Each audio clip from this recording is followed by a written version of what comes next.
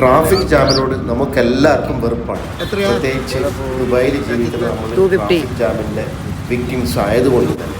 എന്നാൽ ഈ traffic jam കൊണ്ട് മാത്രം ജീവിക്കുന്ന ആയിരക്കണക്കിന് കുടുംബങ്ങളുണ്ടെന്ന് ഞാൻ മനസ്സിലാക്കിയത് ബോംബെയിലെ ഈ ഒരു ട്രാഫിക് ജാമിൽ നിന്നപ്പോഴാണ്.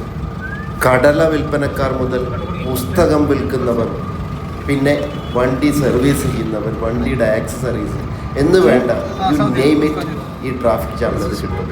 സത്യത്തിൽ യാത്രക്കിടയിൽ ഒരു ഷോപ്പിംഗ്, ഇതാക്കൾ കച്ചവടം ചെയ്യുന്നതിനിടയിൽ ഈ വണ്ടിക്കിടയിലൂടെ ഫുട്ബോൾ കളിക്കുന്ന കുട്ടികളെയും ഞാൻ കണ്ടു. വളരെ രസകരമായ ഒരു കാഴ്ച. സത്യത്തിൽ റിസർച്ച് ചെയ്യേണ്ട വലിയൊരു ബിസിനസ് മോഡൽ തന്നെ ഇവിടെയുണ്ട്. നൂറുകണക്കിന് കുടുംബങ്ങളുടെ ജീവനോപാധിയാണ് ട്രാഫിക് ജാം എന്ന തിരിച്ചറിവ് ട്രാഫിക് ജാമിനോടുള്ള എൻ്റെ വെറുപ്പ് മാറ്റാൻ കാരണമായി.